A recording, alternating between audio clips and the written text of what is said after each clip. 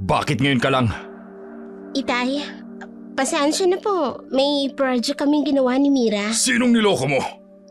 Sabado bukas. Walang pasok. Alam kong piyesta sa kabilang barangay. Nakipagsayawan ka na naman ano? Hindi po. Project po talaga.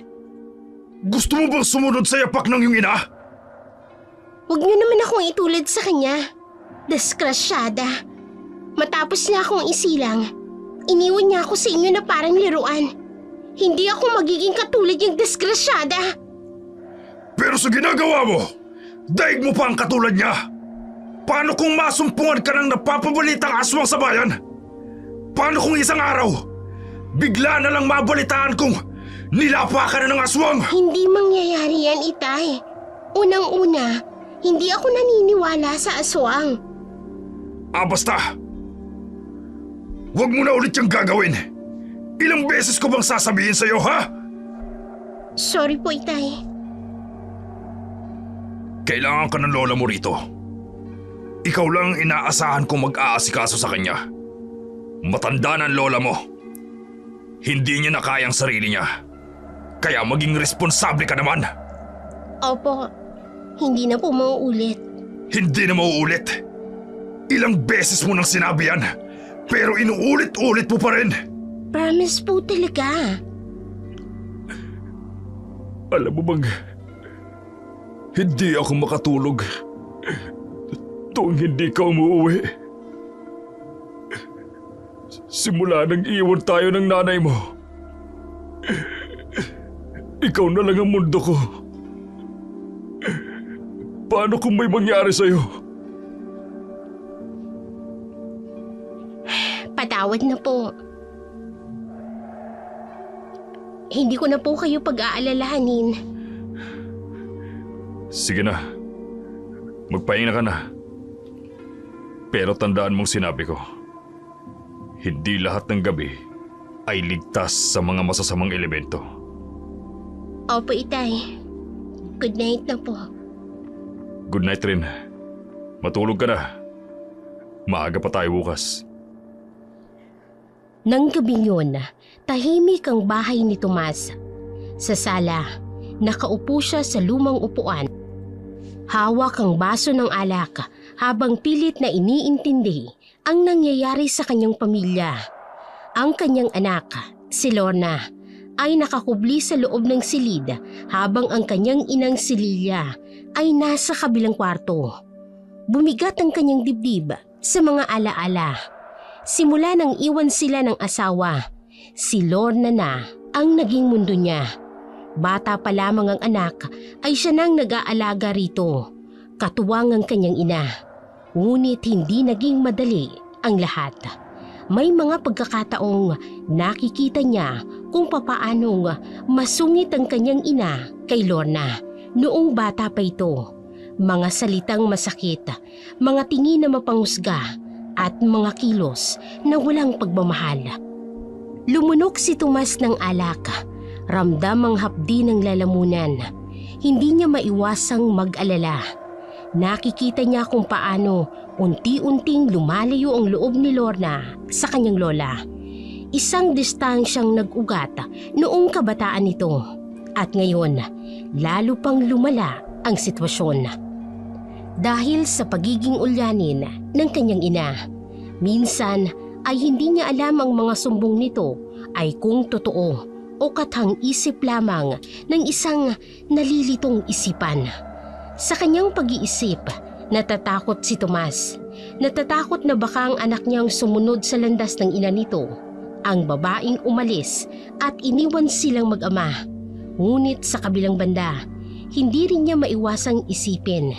Hindi kaya siya mismong nagtutulak sa anak patungo sa landas na iyon. Sa kanyang pagkapit sa mga salita ng kanyang inang ulyanin, hindi kaya unti-unti nang nawawala ang tiwala ng taong pinakamamahal niya. Ay, walang hiya ka! Bakit ang init ng binigay mo? Plano mo akong lasunin? Anong lasunin? Sinadya mong napakainit ang binigay mong gatas para mapasa ang labi ko, pati na rin ang dila ko. Kahit kailan talaga ay maldita ka! Ano bang pinagsasasabi niyo? Mabuti nga pinagtsatsagaan ko pa kayo. At saka, bakit mo itinapon? Tingnan mo, oh. Nabasag na yung baso. Oy, sige.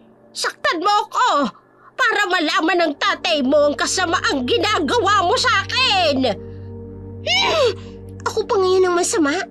Kayo nga po itong ang hirap intindihin. Muntik na akong matamaan ng bubog, ha? At nabuhusan ng mainit na gatas. Ay, wala ka talagang galang. Sino sa tingin mo ang magtsatsaga sa'yo?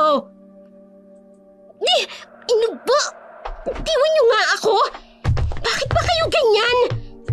Mada ka sa nanay mong walang hiya!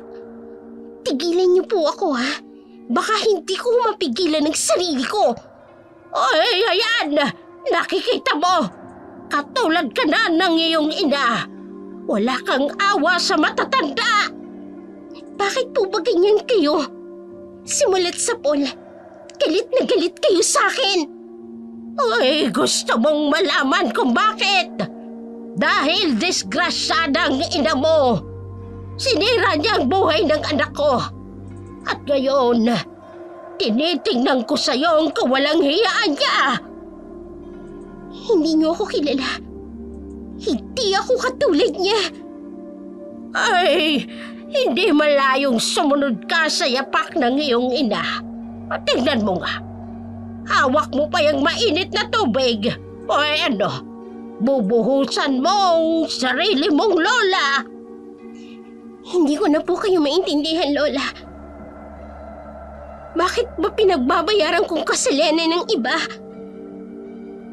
Araw-araw kitang nakikita. Araw-araw kong nakikita ang mukha ng babaeng sumira sa buhay ng anak ko. Hindi po akong nanay ko. Hindi po ako siya. Ay, oo nga. Pero bakit ganon? Bakit tuwing nakikita kita, para ko na rin siyang nakikita? Kaya hanggat nandiyan ka, hindi mo ko masisisi sa gagawin ko sa'yo. Pwes, kung naiinis kayong intindihin ako, lalo na ako, mas naiinis ako sa inyo. Simulat sa Paul, hindi niyo ako pinakitaan ng kabutihan. Nagiging mabait lang kayo kapag nandyan sa itay. Pero kapag tayo na lang dalawa, lumalabas ang sungay ninyo. Oh, maldita ka! Aswangin ka sana sa kamalditahan mo! Kayong may kasalanan kung bakit ako nagkakaganito. Kasalanan ninyo! Kayong nagtulak sa akin para lumayo ang loob ko sa inyo! Isang mainit na umaga, nasaid na ang pasensya ni Lorna. Sa unang pagkakataon, nakapagsalita siya ng pabalang sa kanyang lola Lilia. Nang muntik na siyang matapunan ng mainit na tsaang kanyang itinimpla, hindi niya sinasadya. Ngunit ang paulit-ulit na pagmamalupit ng matanda ay ang nagpabulas sa kanya ng matagal ng kinikimkima na galit. Ang matandang si Lilia ang pinagmumulan ng kanyang pagdurusa. May malalim na sugat sa puso. Ang galit nito sa kanyang ina, ang babaeng umano'y sumira sa buhay ng kanyang anak na si Tomas, ay inililipat sa kanya. Tila ba sa bawat pagtingin ni Lola Lilia sa kanya, nakikita nito ang mukha ng babaeng pinagmula ng kanyang hinanakit. Sa sobrang pagkabagabag, natagpuan ni Lorna ang sarili sa bahay ng kanyang kaibigan. Doon, sa harap ng mapagkakatiwalaang kaibigan, bumuhos lahat ng kanyang mga luha. Inilahad niya ang bawat sakit, bawat sampal ng katotohanan na ang sarili niyang lola ay hindi niya matiis dahil sa kasalanan ng kanyang ina. Ngunit sa pag-alis ni Lorna ay nagbigay ng pagkakataon sa mapanlinlang na lola. Tila isang maingat at pinag-isipang plano. Ginamit ni Lola Lilia ang sandaling yun upang siraan ang kanyang apo. Sa harap ni Tomas, Inilahad nito ang kasinungalingan, binaliktad ang katotohanan at iginuhit ang larawan ng isang apong sumusunod sa yapaka ng inang itinakwil niya noon at tulad ng isang masaklap na propesiya na natutupad, nahulog si Tomas sa bitag ng kasinungalingan. Inay, ano nangyari sa inyo? Bakit wala kayo sa wheelchair niyo? Anak, ang anak mong maldita. Halos ipagtulakan ako kanina. Ano po? Anong ginawa ni Lorna? Alam mo ba, binuhusan niya ako ng mainit na gatas. Ay buti na lang nakaiwas ako. Kaya ako itinapon yung baso. Binuhusan kanya ng mainit na gatas? Oo. Ay pagkatapos noong sinita ko siya, hinilaw niya pa ang buhok ko. Muntik na akong masubsob sa sahig. Hindi ko alam kung saan nagmana ang batang yan. Sa nanay niya. Sa nanay niya talaga nagmana. Kita mo na. Sinabi ko na sa'yo noon pa. Mana yung babaeng yan doon sa babaeng yon. Walang galang sa matatanda. Kahapon lang, pinag-usapan namin ang tungkol sa pagiging pasaway niya. Tapos ngayon, kayo pa ang pinagbalingan niya? Oo, anak. Paano na lang kung nabuhusan niya talaga ako ng mainit na tubig? Nakikita ko sa mga mata niya, gustong-gusto niya akong saktan. Humanda siya pagbalik ko. Hindi ko siya pinalaki para maging bastos. Anak, huwag mo nang saktan. Baka lumala lang ang ugali kagaya ng nanay niya. Hindi, Nay. Kailangan niyang magtanda. Hindi pwedeng ganito na lang palagi. Ay, dako. Sino bang may kasalanan at naging ganyan ang apo ko? Hindi mo kasi napigilan ang sarili mo noon. Tama na po, Inay. Aayusin ko po ito. Pagkabalik ko lang. Ay, sige anak. Bahala ka. Pero tandaan mo, sinabi ko na sa'yo noon pa. Dapat ay hindi ka nagpautos sa nanay niyan. Hindi malaman ni Tomas ang kanyang gagawin. Naglakad-lakad ito sa loob ng bahay, pabalik-balik, habang umiinit ang ulo sa mga narinig mula sa kanyang ina. Ilang taon na rin niyang pinagtitiisan ang pagkakamali niya noon. Ang pagmamahal sa isang babaeng iniwan siya at ang anak nila. Ngunit ngayon, tila nauulit ang kasaysayan sa mga mata ng kanyang ina. Sa kabilang dako, lumuluha si Lorna habang ikinikwento kay Jaya ang nangyari. Sa maliit na karinderya kung saan sila nagkita, halos hindi na maintindihan ni Jaya ang mga salita ng kaibigan dahil sa pag-iyak nito. Inilahad niya ang lahat, ang paghahanda ng gatas, ang pagbasag ng baso at ang paghila sa kanyang buhok at ang mapait na katotohanang hindi siya tinatanggap ng sarili niyang lola dahil sa kasalanan ng kanyang ina. Pagkatapos ng mahaba-habang pag-iyak, hindi man lang niya naubos ang mainit na sopas na inorder nila. Tumayo na siya, pinunasan ng luha at nagsimulang maglakad pauwi. Hindi nalalaman na naghihintay na sa kanya ang galit ng kanyang amang na biktima ng kasinungalingan. Habang naglalakad si Lorna sa madilim na daan pauwi, ang bawat hakbang ay tila ba bumibigat. Para siyang nabubulungan ng hangin na wag na munang umuwi. Ngunit alam niyang mas lalala lang ang sitwasyon kung hindi siya uuwi ngayong gabi. Ang bahay na dating kanlungan niya ay ngayon parang kulungan na puno ng mga mapangusgang mata at mapaita na salita. Anong ginawa mo sa lola mo? Itay, ano po? Sinasagot mo pa ako? Bakit mo binuhusan ng mainit na gatas ang lola mo? Hindi po totoo yan. Siya po ang... Tumahimik ka! Hindi kita pinalaki para maging basto sa matanda! Pakinggan niyo naman po muna ako. Hindi po yan yung nangyari. Ano? Sasabihin mong nagsisinungaling ang lola mo? Ginagawa mo pa akong tanga? Tay, siya po ang nagtapon ng gatas. Siya po ang humila ng buhok ko. Sinungaling! Mana ka talaga sa nanay mong walang hiya! Tay, hindi po. Pakinggan niyo naman kasi ako. Alam mo bang muntik nang masubsob ang mukha ng lola mo sa sahig? Ganyan ba ang itinuro ko sa'yo? Bakit po siyang pinaniniwalaan ninyo? Anak niyo po ako. Oo! Anak kita! Anak ng babaeng nanloko sa akin. At ngayon, nakikita ko na mana ka nga sa kanya! Ganun ba talaga ang nanay ko? O baka naman may dahilan siya kung bakit kanya iniwan? O baka ang dahilan dahil hindi yung maiwan-iwan si Lola o mas pinapaniwalaan niyo si Lola kaysa sa kanya? Tumigil ka! Wala kang alam sa nangyari! Ano bang alam mo? Ang magpasaway?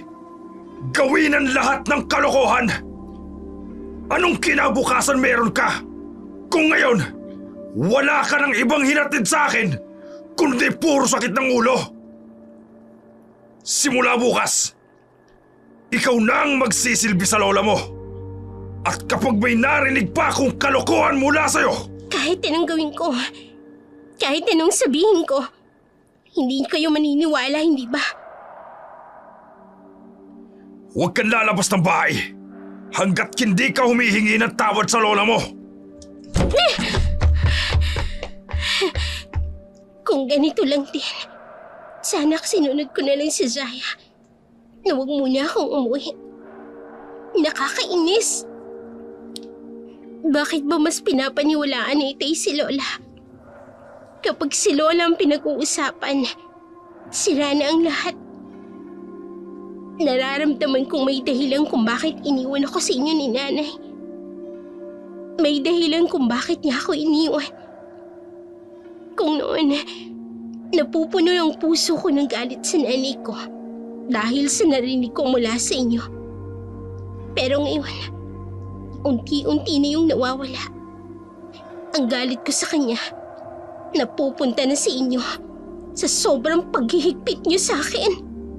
Nakahiga sa kanyang kama si Lorna, nakatitig sa kisame habang tuloy-tuloy ang pagpatak ng luha sa kanyang mga pisngi.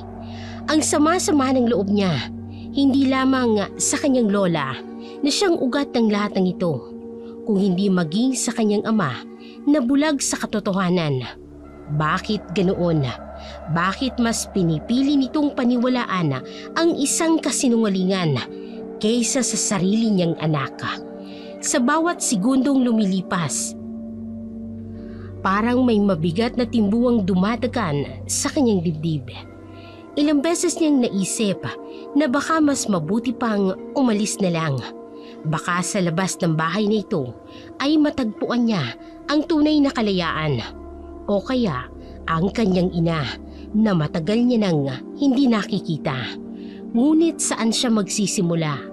Saan niya hahanapin ang babaeng nang iwan sa kanya? At paano kung matulad siya sa mga batang nakikita niya sa balita? Nawawala, nasa panganib, o kaya naman ay napagsasamantalahan. Bumangon siya at lumapit sa bintana. Pinagmasdan ng mga dumadaang tao sa kalye. Bawat isa'y may kani-kaniyang kwento, may kani-kaniyang tahanan. Pero siya, bakit parang estranghero siya sa sarili niyang bahay? Hinawakan niya ang doorknob. Inisip kung dapat pa bang buksan ito at tumakas. Pero hindi niya yun magawa. Hindi dahil sa takot sa ama, kung hindi dahil sa takot sa mundo na nasa labas. Isang mundong hindi nila kilala. Isang mundong maaaring mas malupit pa ang sitwasyon sa kinalalagyan niya. Bumalik siya sa kama. Kinuha ang lumang stuffed toys na regalo ng kanyang ama noong bata pa siya. Niyakap niya ito ng mahigpit. Pilit na iwinawak siyang salitang mana siya sa nanay niyang walang hiya. na patuloy na umuugong sa kanyang isipan. Sa ngayon, wala siyang magawa kung hindi ang sumunod, maghintay at umasa na balang araw, makikita rin ng kanyang ama ang katotohanan. Hoy, bakla, anong inaarte-arte mo dyan? Ayaw sumama ni Zaya kaya ikaw na lang ang pag-asa ko na sasama dun sa sayawan sa kabilang bayan. Ay naku, te. Huwag ngayon. May balita kasi sa akin na may gabunan daw na nagpapakita sa ganito mga pagtitipuan.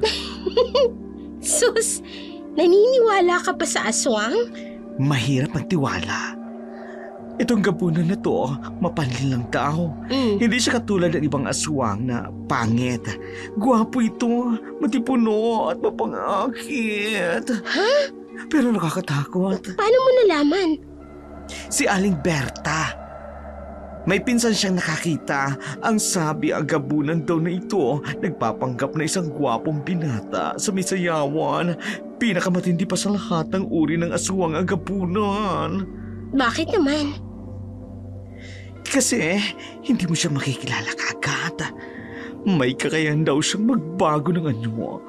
Tapos, pag may nabiktima na siya, tinatala niya sa kupong at doon, kinakain niya ang laman ng tao at iniiwan na lang ng balat at buto. Paano mo malalaman kung gabunan siya? May palatandaan daw. Una, hindi raw siya kumakain sa harapan ng tao. Pangalawa, laging may amoy na kakaiba. Parang pinaghalong amoy lupa na nabubulok. At pangatlo, kapag tinitigan mo raw ng matagal, makikita mo ang kakaiba sa kanyang mga mata na parang nagniningning sa dilim. Pero bakit sa sayawan? Eh kasi, doon maraming tao. Madaling makapili ng biktima, lalo na raw kapag gusto niyo yung mga magagandang talaga na katulad mo. Kaya, huwag na tayong sumama, te. Hindi ko kakayanin kung mawala ka sa akin. Parang ano? Parang may narinig na ako kay Itay tungkol sa gabunan noon. Oh, diba? Kaya mag-iingat na lang tayo, ha? Mas makabubuting magtago na lang muna tayo sa bahay kaysa maging pulutan tayo ng aswang. Ano yan ba ka? Bakit ka ba tumitili dyan? Tignan mo yung paparazzi. Diyos ka, Lord. Ha? Diyos ka, Sino? Kitam. Napakagatlabi ka. Anak ng Mars. Ang gandang lalaki. Grabe yung jawline. Parang itinatadyak ng anghel at yung mga mata. Yung mata parang tumatawag sa akin. Hoy, teka ha. Di ba ikaw mismo ang nagsabi tungkol sa gabunan? Ay naku, kalimutan mo yun. Look at the shoulder.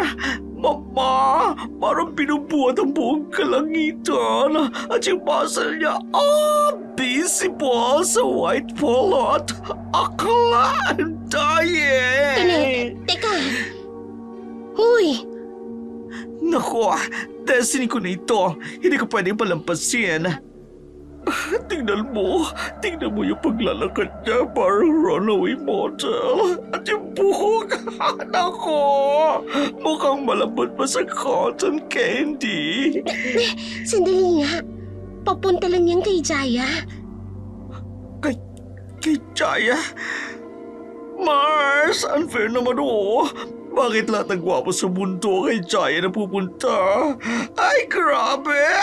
Hinindihan niya ako, Mars! Nangihina ako! Matutuba ako! Hold me! OA mo talaga. Teka nga. Naku, te, sa'yo na ito.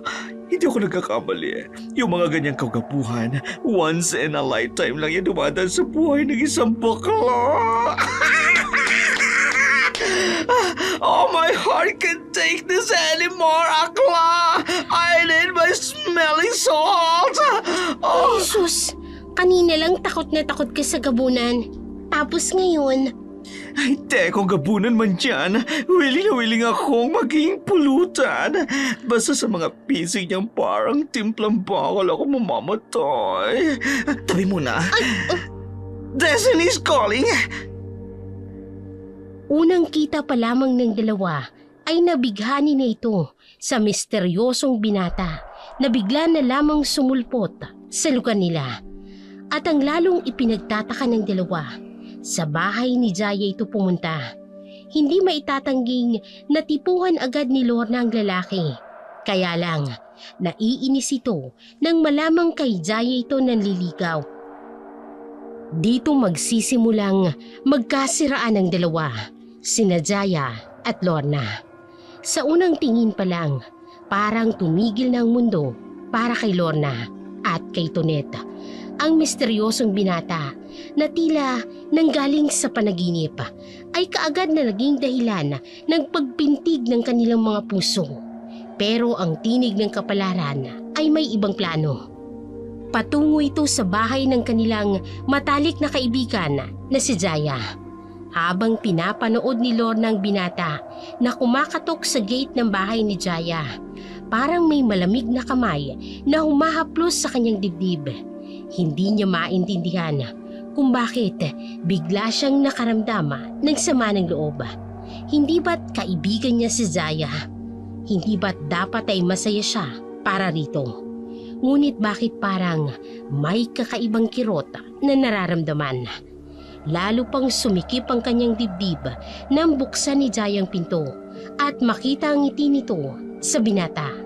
Isang ngiting hindi niya nakikita noon. Doon nagsimula ang hindi maipaliwanag na pagbabago.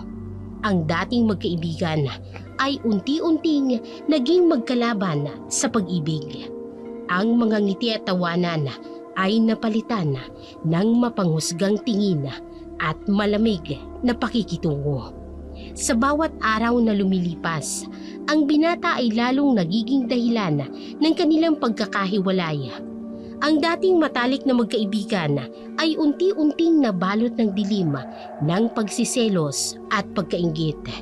Si Lorna, na noon ay nagpapakatatag sa gitna ng mga problema sa bahay, ngayon ay may bagong sugat na pinapasana.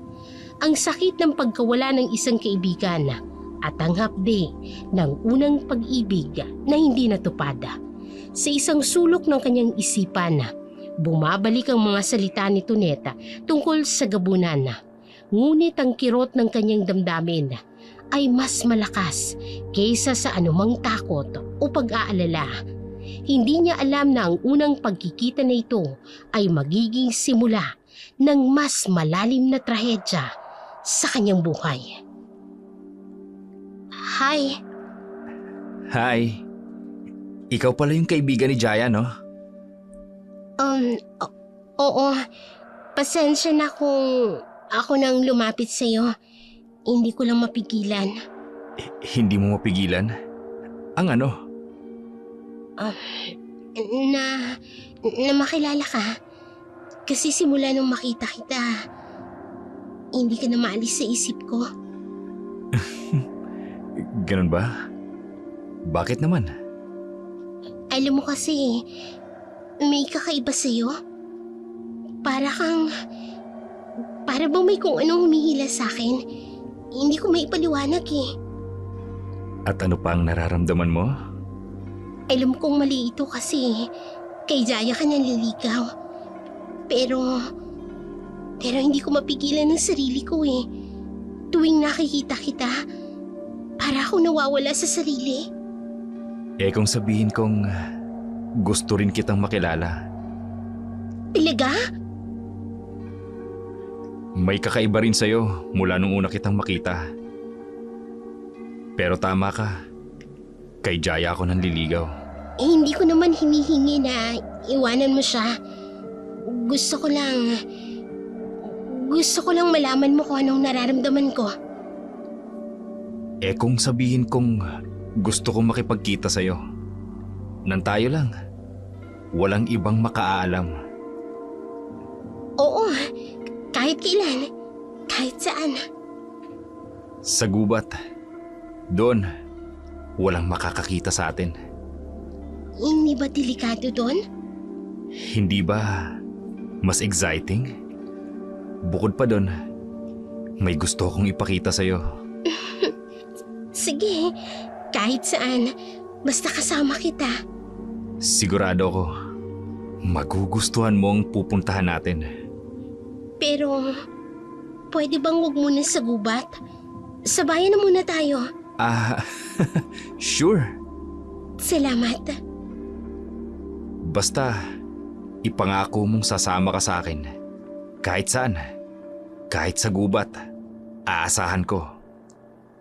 Teka nga pala, bakit dun mo pala ako gustong dalhin? Biglang nanlamig ang tingin ni Nicolas. Hindi ito sumagot sa huling sinabi ni Lorna. Sa halip ay mabilis itong nagpaalam. Kailangan ko nang umalis. Ang biglang sabi nito, ang dating mainit na tingin ay napalitan ng lamig. Napalingon si Lorna sa direksyon ng tingin ng binata at doon niya nakita si Zaya na paparating. Ang dating masayang mukha ni Nicolas ay nabalot ng anino at bago pa man makapagsalita si Lorna, mabilis na itong lumayo, iniwang naguguluhan ang dalaga. Napansin ni Lorna kung paano mabilis na nagbago ang kilos ni Nicolas, parang tubig na biglang naging yelo. Ramdam niya ang dahilan. Ayaw nitong magkasabay silang makita ni Zaya. Dumaan si Zaya sa harap niya nang hindi man lang siya tinitingnan. Ang dating magkaibigan na ngayon ay parang mga estranghero. Sa pagtalikod ni Nicolas, may kung anong kakaiba sa hangin. Isang amoy na hindi maipaliwanag. Parang pinaghalong amoy ng lupa at may iba pang bagay na hindi niya matukoy. Ngunit masyado siyang abala sa kanyang mga nararamdaman para pansinin ang mga palatandaang ito. Nakita kitang kausap si Lorna. Anong pinag-usapan niyo? Wala naman. Casual na usapan lang. Casual? 3 oras kayong nag-usap sa labas ng bahay nila.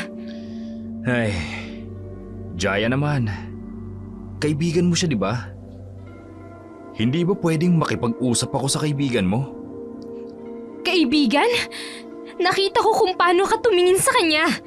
Hindi ganun tumingin ng isang taong casual nag-uusap lang. Jaya, ikaw ang nililigawan ko. Ikaw ang gusto ko. Talaga lang ha? Eh bakit hindi mo pa ako ipinapakilala sa pamilya mo? Actually, yun nga ang gusto kong pag-usapan natin. Gusto kong pumunta ka sa amin. Ipakikilala kita sa mga magulang ko. Sa inyo? Sa gubat? Oo. Hindi naman kalayuan. Gusto kong makilala ka nila. Hindi ko alam. Delikado sa gubat. Maraming kwento tungkol sa mga... Kung seryoso ka sa akin, dapat handa kang makilala ang pamilya ko.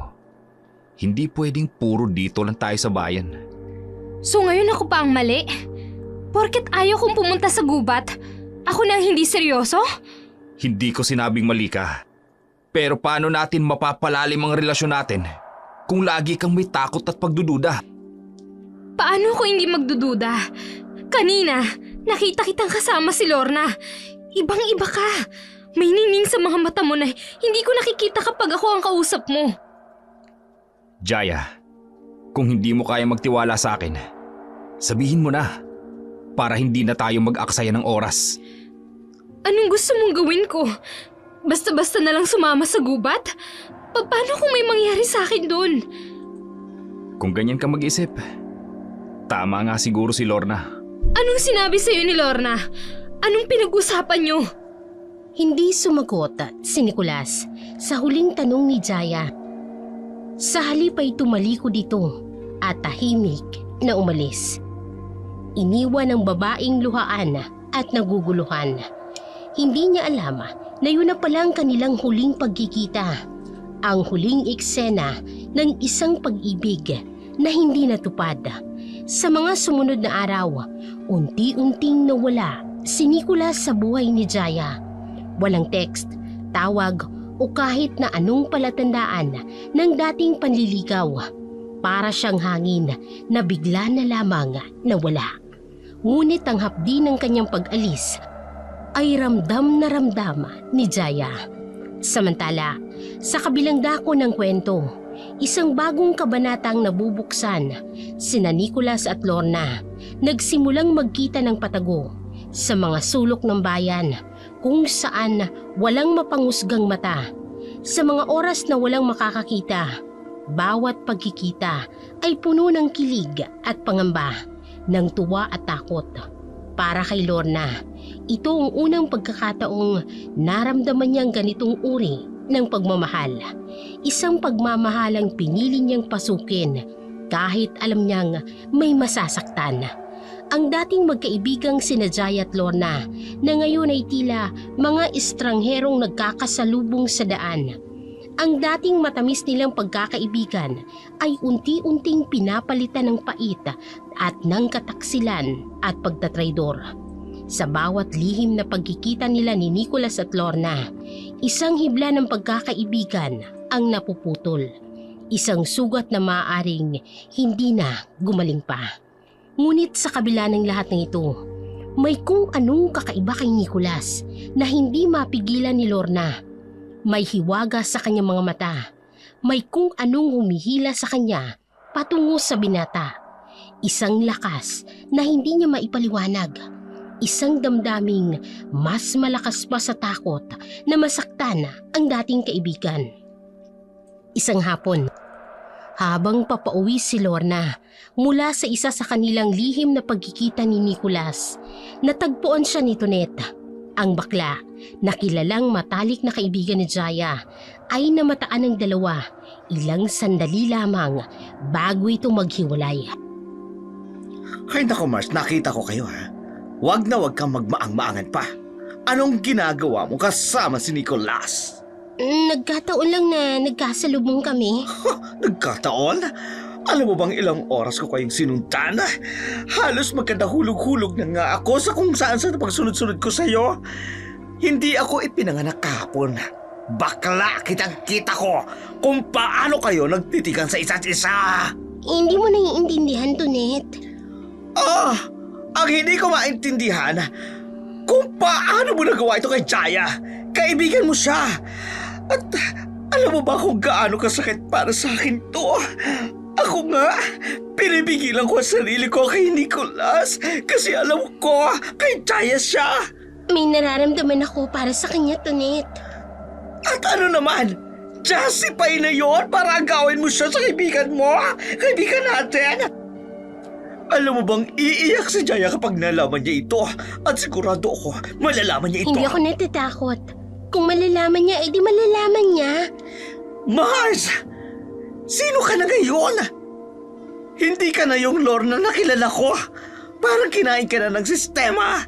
Alam mo bang delikado yung ginagawa mo? Hindi lang kay Jaya, pati sa sarili mo. Wala akong pakialam. May tiwala ako kay Nicholas. Naku Mars, sana hindi ka magsisi sa pinili mo. Pero tatandaan mo, kapag nalaman ito ni Jaya, hindi lang pagkakaibigan mo ang mawawala. Sa pagtalikod ni Tonet, naiwan si Lorna na mag-isa. Dala-dala ang bigat ng kanyang desisyon. Ngunit sa kabila ng babala ni Tonet, mas pinili niyang sundin ang tibok ng kanyang puso.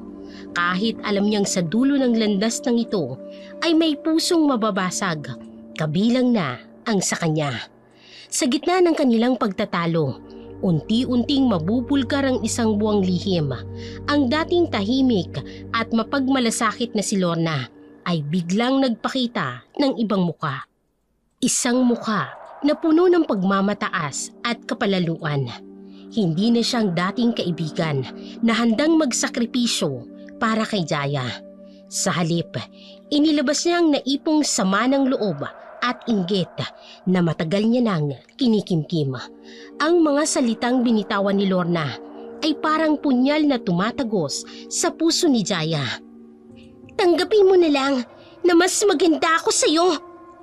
Ang mapanghamak niyang pahayag na tila ba sinasadyang sakta ng damdamin ng kaibigan. Kaya siguro mas pinili niya ako. Mga salitang ito ang nagpakita ng tunay na muka ng pagkainggit at pagsiselos na matagal nang kumakain sa kaibuturan ni Lorna. Para kay Jaya, hindi sa mga salita ang pinakamasakit, kung hindi ang katotohanan na ang taong pinagkakatiwalaan niya, ang kaibigan na dating kasama niya sa hirap at ginhawa, ay nagawang saktan siya ng ganun-ganun lamang. Ang dating magandang pagkakaibigan ay ngayon nababalot ng dilim at pagtataksil, at ang dating matamis nilang samahan ay naging mapait na alaala ng isang pagkakamali. Sa bawat salitang lumalabas sa bibig ni Lorna, parang may isang hibla ng kanilang pagkakaibigan ang napuputol. Isang sugat na maaaring hindi na gumaling pa kahit kailan. Ang mga mata ni Jaya ay puno ng luha, hindi lamang dahil sa sakit ng mga salita, kung hindi dahil sa pagkawala ng isang kaibigan na akala niya'y mananatiling tapat hanggang sa huli. Lorna! Nasaan ka? Bakit po, Itay? Saan ka nang galing kanina? Kasama ko po si Nicolas. Nicolas! Sinong Nicolas yan? Bakit hindi ko kilala? Tay naman, dalaga na po ako. May karapatan po akong... Dalaga ka nga! Pero wala kang karapatang magpagabi. May aswang nagabunan na kumakalat sa bayan. Aswang? Hindi pa rin po kayo tumitigil sa pamahiin na yan. Sigurado akong si Jayang nagsumbong sa inyo. Wala si Jaya dito. Hindi mo ba naririnig ang mga balita? May nawawalang dalaga sa kabilang bayan. Pamahiin lang yan. Hindi totoo yung gabunan na yan. Binibigyan niyo lang ako ng dahilan, lalo na yung mga tsismosang yan. Hindi ka na makikinig sa akin? Gusto mo bang maging katulad ng nanay mo? Lumabas ng bahay nang hindi na bumabalik? Bakit po kayo ganyan? Hindi niyo man lang ako pinakikinggan. Si Nicolas, mabait siya. Mabait? Paano mo nalaman? Kilala mo ba talaga siya? Alam mo ba kung saan siya nakatira? Sa gubat. Sa gubat? Anak, makinig ka sa akin. Delikado yung lalaking yan. Hindi ka dapat magpakita sa kanya. Hindi niyo siya kilala. Mahal niya ako. Anak, pakiusap. Ayokong may mangyari sa'yo. Hindi ko kakayanin kung mawawala ka rin tulad ng nanay mo. Kinaumagahan, kinausap si Lorna ng kanyang ama. Ngunit malamig pa rin ito dahil sa nangyari kagabi. Lorna, ilang linggo akong mawawala. May trabaho sa kabilang bayan. Opo. Anak, tungkol sa kagabi, patawad. Pero sana, maintindihan mo na ginagawa ko lang to para sa'yo. Opo, naiintindihan ko po. Ay, alagaan mo ang lola mo habang wala ako. Huwag mong pababayaan, ha? Kahit siyang laging nananakit sa akin. Lorna, matanda na ang lola mo. May mga pagkakataong hindi niya alam ang ginagawa niya. Pagpasensyahan mo na. Paano naman ako? Tay, kailan niyo naman po ako iintindihin? Anak, pakiusap. Huwag ka munang makikipagkita kay Nicolas habang wala ako. Hindi ako matahimik tungkol sa kanya. Mag-iingat ka, ha? Huwag kang lalabas na gabi. At kung may mangyari, tumawag ka agad sa mga kapitbahay. Sa pagtalikod ni Tomas, hindi niya nakita ang mapanganib na kislap ng mga mata ni Lorna. Hindi niya alam na sa pag-alis niya ay magbibigay daan sa mga pangyayaring hindi niya inaasahan.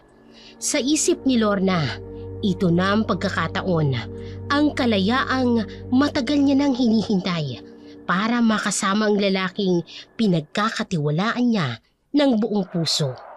Inahapunan, natagpuan ni Lola Lilia si Lorna na nagliligpit ng mga gamit sa kwarto. Saan ka pupunta? Hindi ka pa nagluluto ng hapunan.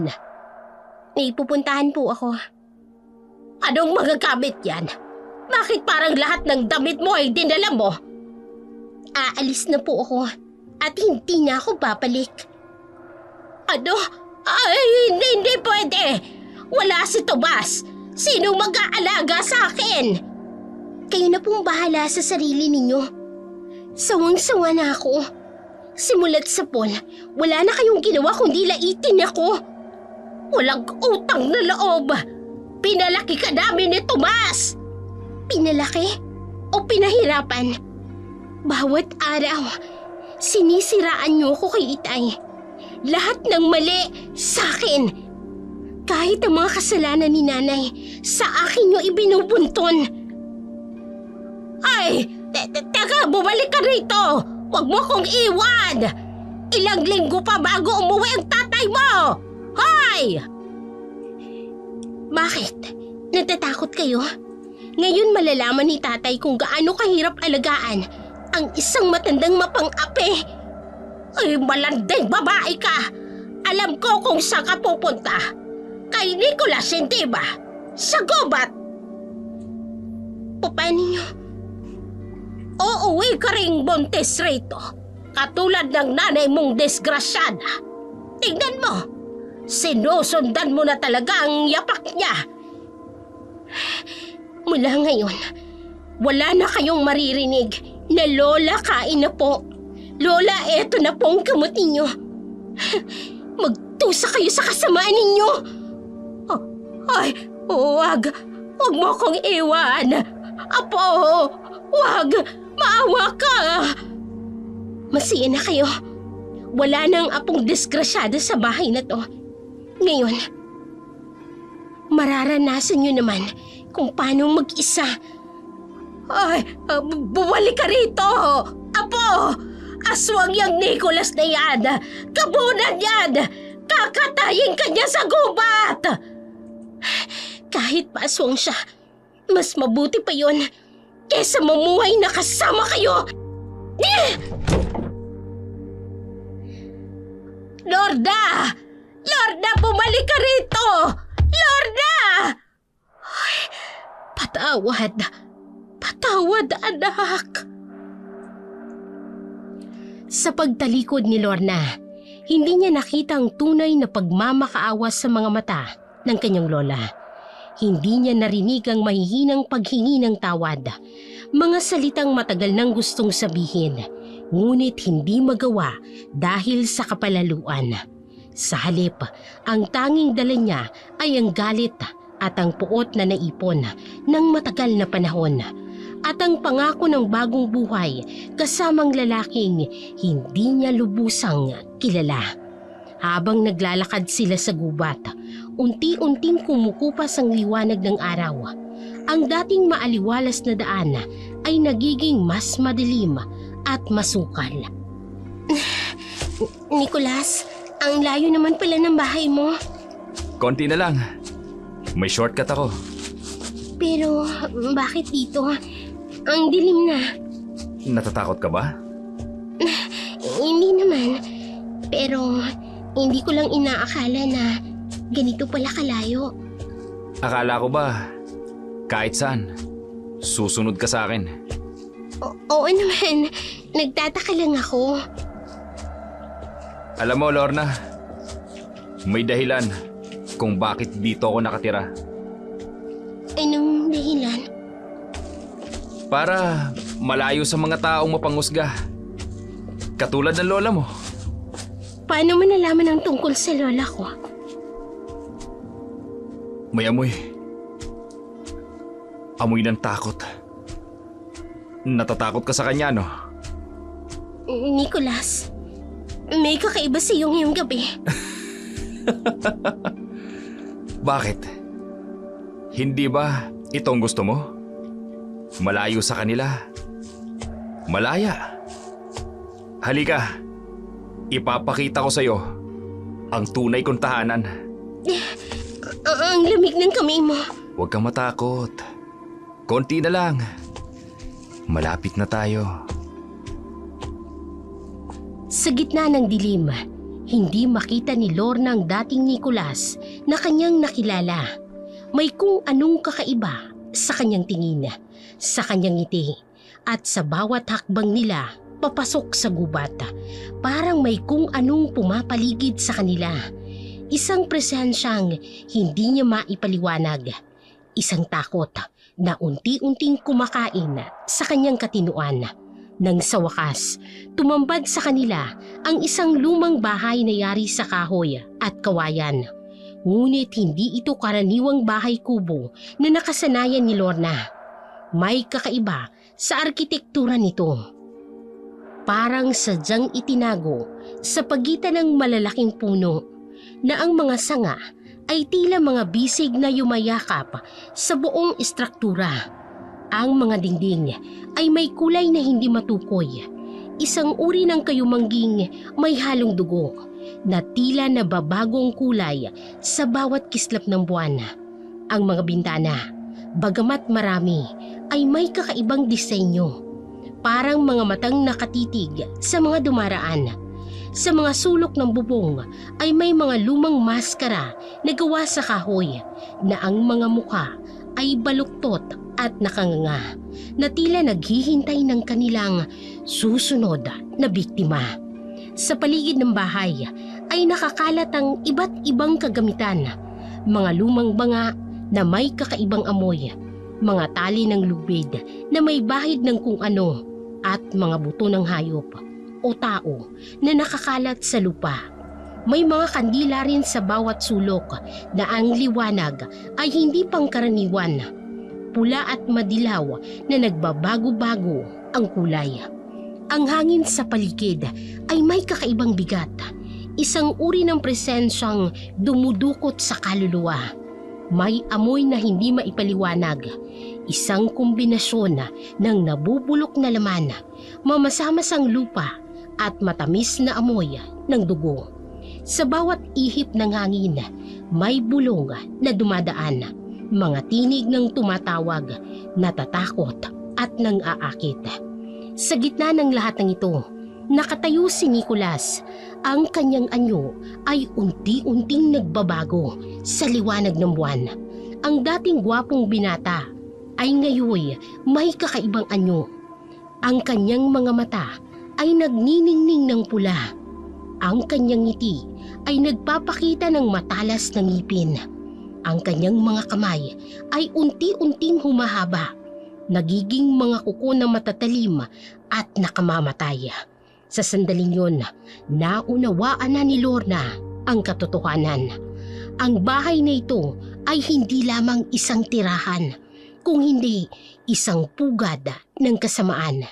Isang lugar kung saan ang mga panaginip ay nagiging bangungot at ang pag-ibig ay nagiging kamatayan. Inay? Lorna? Anak, mabutit umuwi ka na. Nay, Anak, bakit po? Nasaan si Lorna? anak si Lorna, umalis, 1 linggo na. Ha? Ano? Saan pumunta?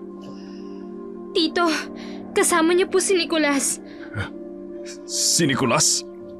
Yung lalaking sinasabi niyang taga-gubat? Opo, Tito. Nakita ko po sila bago sila umalis. Si Nicolas po. May kakaiba sa kanya. Ay, sinasabi ko na sa'yo, Tomas, yang si Nicolas, siya ang gamunan. Bakit hindi niyo ako tinawagan agad? Sinubukan po namin, Tito. Pero walang signal sa lugar niyo. Kaya po kami ang nag-alaga kay Lola habang wala po kayo. Sinisisi ko ang sarili ko, anak. Kung hindi ko lang siya pinagalitan ng sobra. Alam niyo ba kung saan sila pumunta? Sa gubat po, Tito. Pero may mga balita. Anong balita? Sa radyo at TV. Doon nga po, Tito. May 3 dalaga na po ang nawawala. Doon po sa kabilang bayan. Lahat po sila huling nakita kasama ang isang gwapong lalaki. Tomas, Hanapin mo si Lorna! Ay baka... Hahanapin ko siya. Kahit hanggang saan pa siya nakarating. Sa mga sandaling yun, ramdam ni Tomas ang bigat ng kanyang pagkakamali. Kung nakinig lang sana siya sa mga babala tungkol sa gabunan, kung pinaniwalaan niya lang ang kanyang anak tungkol sa pang-aapi ng kanyang ina, kung naging mas bukas lamang sana siya sa mga hinaing ng kanyang anak, hindi sana nangyari ang lahat ng ito. Bakit dito ka nakatira, Nicholas? Hindi mo ba nagugustuhan? Hindi naman sa ganon. Pero bakit mag-isa ka lang dito? Sino ba nagsabing mag-isa lang ako? May mga araw na marami kaming magkakasama rito. Marami? Sino sila? Mga kamag-anak ko. Dadalo sila sa susunod na kabilugan ng buwan. Dadalo? Para saan? Para sa kasal natin. Kasal? Teka lang, Nicholas. Hindi pa tayo ready para dyan. Bakit hindi?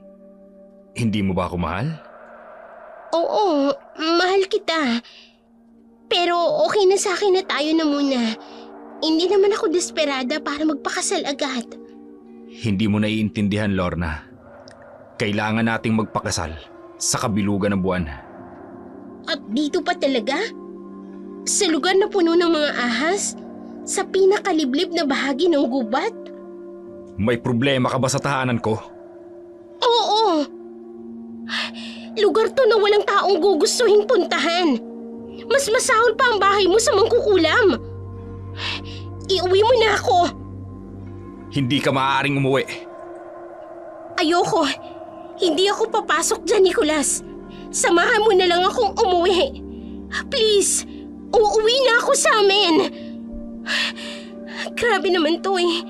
Ang taas pa naman ng expectation ko sa'yo sa bahay mo. Tapos ganito lang pala. Mas masahol pa ang bahay mo sa mangkukulam. Teka. Nasaan ka na? Nicholas! Nicholas, huwag mo akong iwan dito! Nasaan ka na? Bakit bigla kang nawala? Nicholas! Oh, Diyos ko. Ano ba itong sinuong ko? Isa itong malaking kamalian. Nasaan ka na ba? Sumagot ka! Anong klaseng tao ka ba, Nicholas? Nicholas! Diyos ko. Diyos ko, patawarin niyo po ako. Hindi ko na po ito ulitin. Pauwiin niyo na po ako. Sino ka? Sa kanyang pagkatarantang paghahanap kay Nicholas, hindi niya napansin ang pagtaas ng hangin sa paligid. Isang hangin na may kasamang bulungan at tawanan. Bago pa siya makapagsalitang muli, may malamig na kamay na humablot sa kanyang braso. Hinila siya papasok sa dilim. Ang huling naramdaman niya ay ang malamig na haplos ng hangin sa kanyang balata at ang matinis na halakhak na umaalingaw-ngaw sa kanyang mga tainga bago siya tuluyang nawala na ng malaya.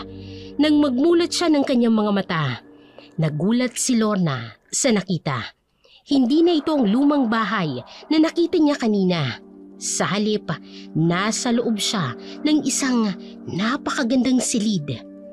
Ang mga dingding ay may ginintuang disenyo. Ang mga kurtina ay yari sa mga pinong tela na kumikinang sa liwanag ng mga kandila. Ang kama kung saan siya nakahiga ay napakalambot. May mga unan at may mga bordang ginto sa kumot na tila ba gawa sa pinakamamahaling sutla.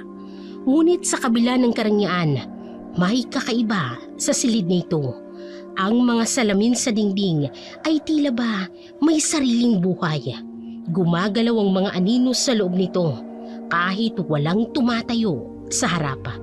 Ang mga kandila, bagamat nagbibigay ng liwanag, ay may apoy na asol at berde.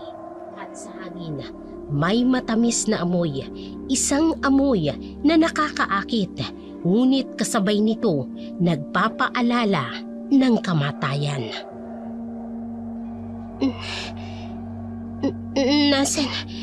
Nasaan ako? Sa ating tahanan, mahal. Kumusta ang tulog mo? Hindi ko maintindihan. Kagabi, yung bahay, iba ito sa nakita ko. Yun ang unang anyo. Ito ang tunay na mukha ng aking tahanan.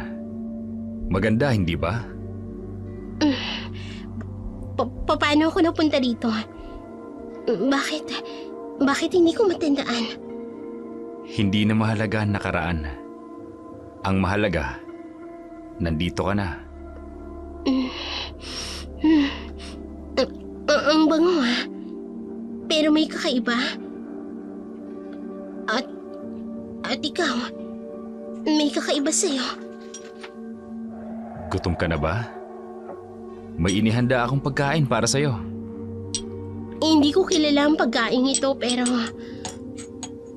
Bakit parang hindi ko mapigilang gustuhin? Kainin mo. Para may lakas ka sa mga susunod na mangyayari. Nicholas, ano bang nangyayari? Bakit parang hindi kita matanggihan? Sa mga sandaling yun, dahan-dahan nang nababaon si Lorna sa isang mahiwagang kapangyarihan na hindi niya maintindihan. Isang puwersa na humihila sa kanya papalapit kay Nicholas kahit alam niyang may kakaiba. May nakatatakot sa lalaking dating pinagkatiwalaan niya ng buong puso. Ay, hindi maaari ito! Hindi maaari! Si Nikolay nga!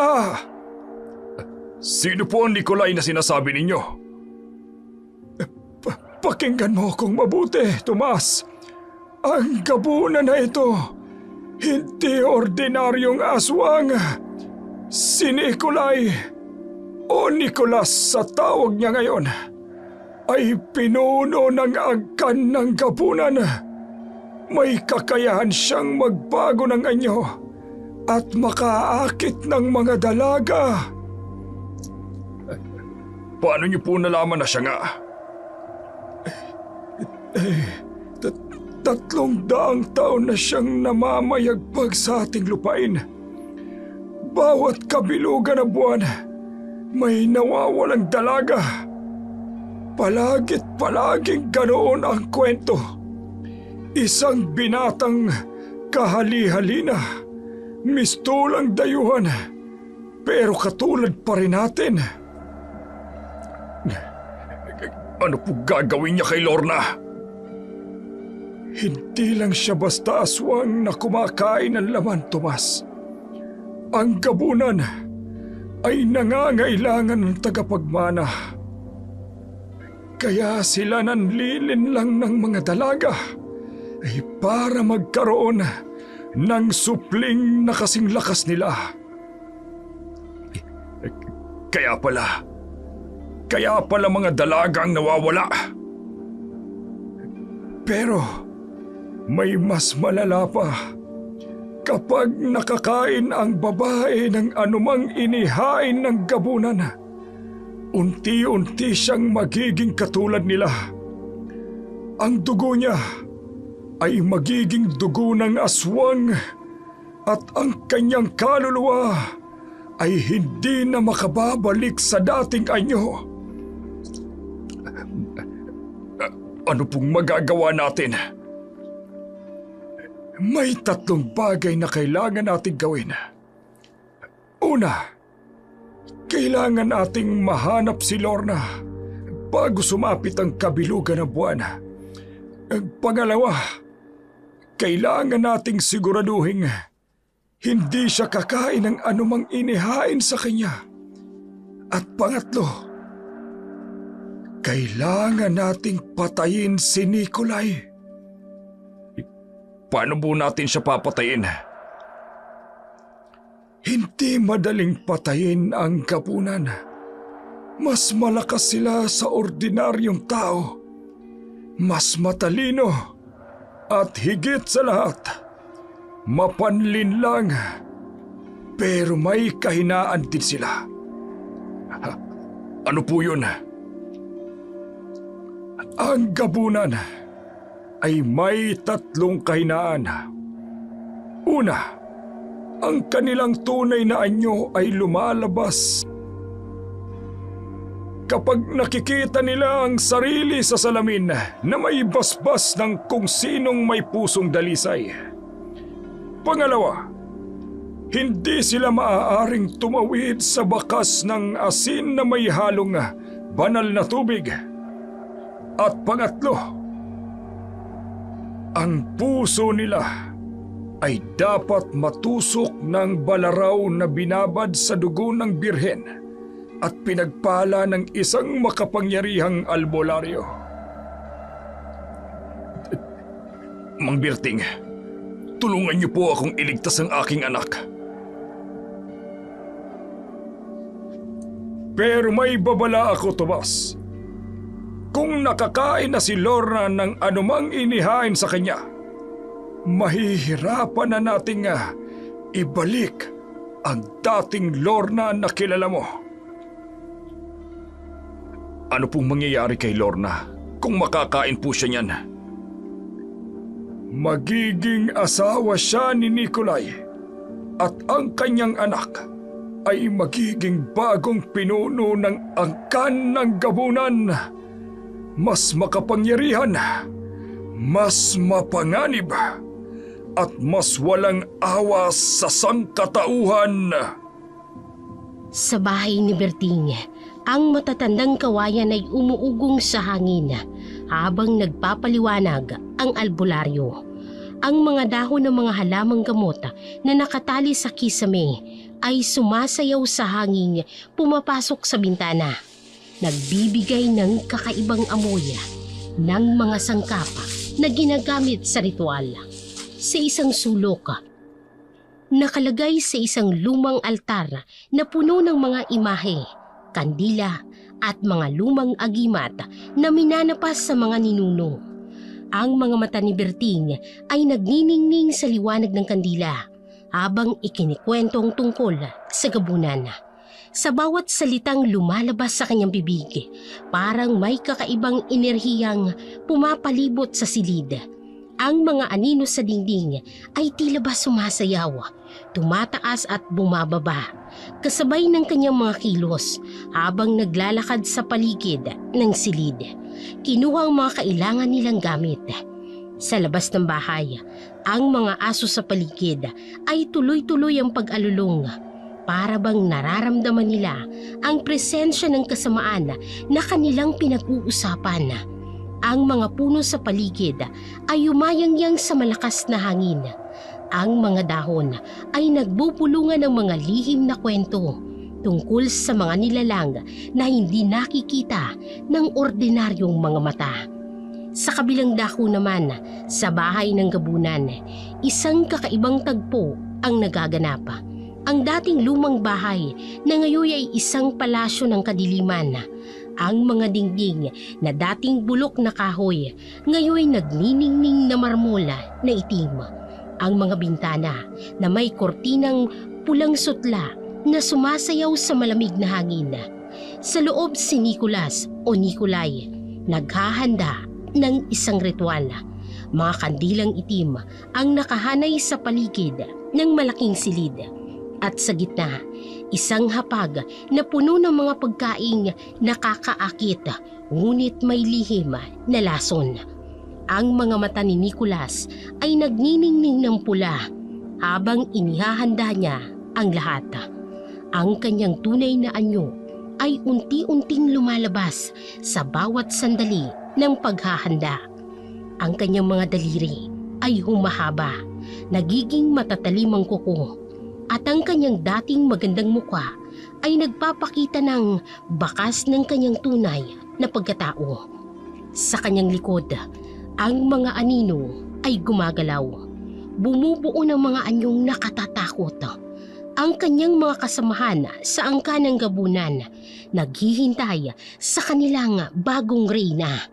Sa labas ng silid kung saan natutulog si Lorna, Ang hangin ay puno ng mga bulungan, nagmula sa mga nilalang na hindi nakikita ng ordinaryong mga mata. Ang mga ito'y naghihintay, sabik na sabik sa susunod na mangyayari. Ang pagbabagong anyo ng isang inosenteng dalaga tungo sa isang nilalang ng dilim, ang bagong ina ng susunod na henerasyon ng mga gabunan. Anong ginagawa mo?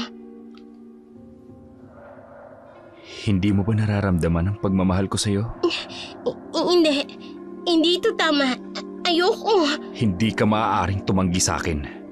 Nicholas, ang mukha mo. Diyos ko, ang mga mata mo, pulang-pula, at ang mga ngipin mo. Ito ang tunay kong anyo, Lorna.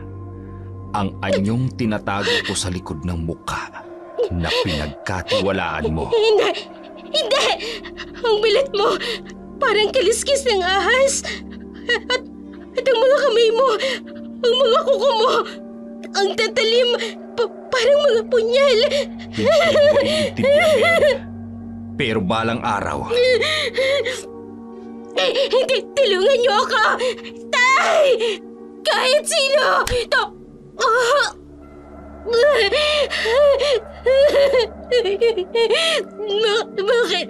Bakit mo ako niloko? hindi kita niloko, Lorna. Pinili kita para maging ina ng aking mga anak. Hindi! Ayoko! Unti-unting nawala ng malay si Lorna. Sa mga sandaling yon, ang dating magandang silid ay naging saksi ng isang karumal-dumal na pangyayari. Ang mga kandila ay nagsimulang kumupas at ang mga anino sa paligid ay sumasayaw sa ritmo ng isang trahedyang hindi na mababago pa. Lumayo ka! Isa kang halimaw!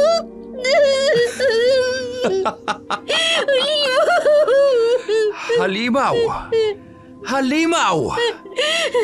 Ito pa lang ang simula, mahal ko. Hindi!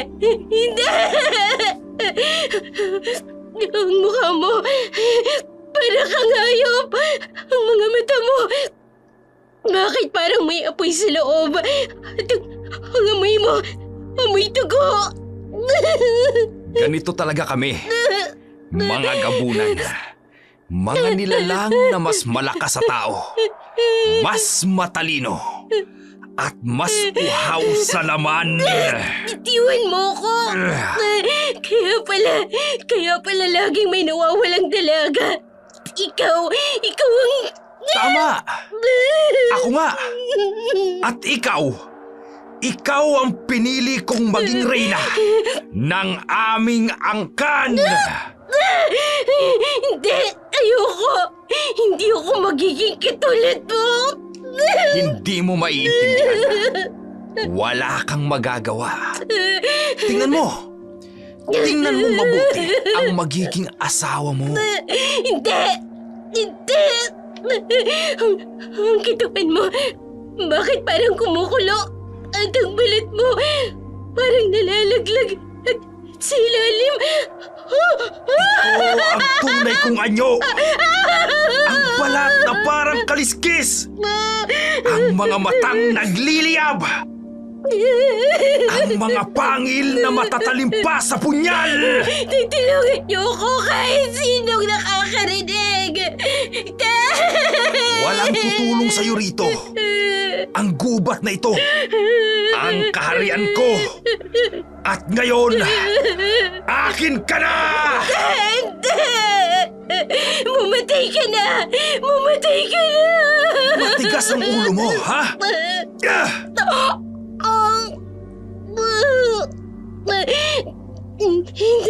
Hindi dapat akong tiwala sa'yo. Magiging akin ka. Magdadala ka ng aking supling. Ang pinakamalakas sa lahat ng gabunan. Tay, patawad. Dapat nakinig ako. Ang mga pader ng silid ay naging saksi sa isang karumal-dumal na gabi. Ang mga kandila'y nagsasayaw sa ritmo ng sigaw at iyak, habang ang mga anino sa paligid ay kumakanta ng mga awiting puno ng kadiliman. Sa labas ng silid, ang mga puno ay umayang-yang sa hangin, tinatabunan ng mga sigaw ng dalagang nawalan ng pag-asa. At ang buwan na dating saksi ng kanilang pag-iibigan, ngayon nakatago sa mga ulap. Ayaw maging saksi sa kasamaang nagaganap sa loob ng palasyo ng kadiliman. Ang sakit ng...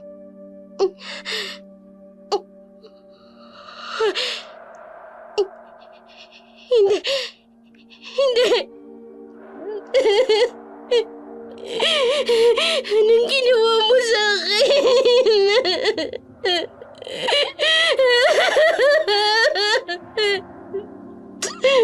Tay! Dapat nakinig ako. Dapat hindi ako nagrebelde.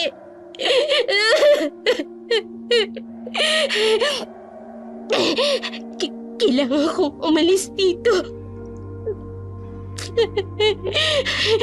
Diyos ko. Panaginip lang ba to? Kahapon, ang silid na to, napakaganda. Pero ngayon, mga buto, mga kalansay, ang baho, amoy patay.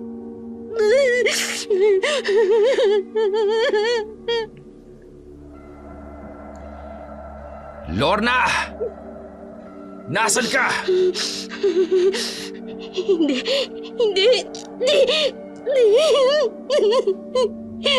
Panginoon, tulungan niyo po ako.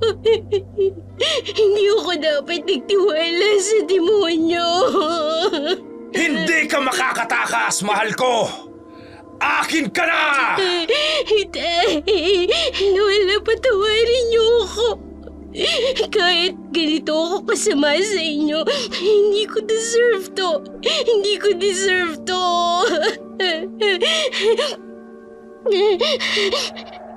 Ama namin, sumasalangit ka. Samahan niyo po ako.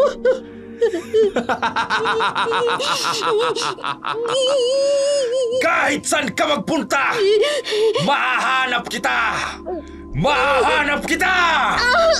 Hindi ko... Hindi ako pwedeng mahuli. Liwanag. Kailangan ko makakita ng liwanag. Doon sa labas ng gubat. Hindi kita pakakawalan! Kung maaari lang, ibalik yung oras. Hindi ako magiging makulit. Hindi na ako lalabas sa gabi. Hindi.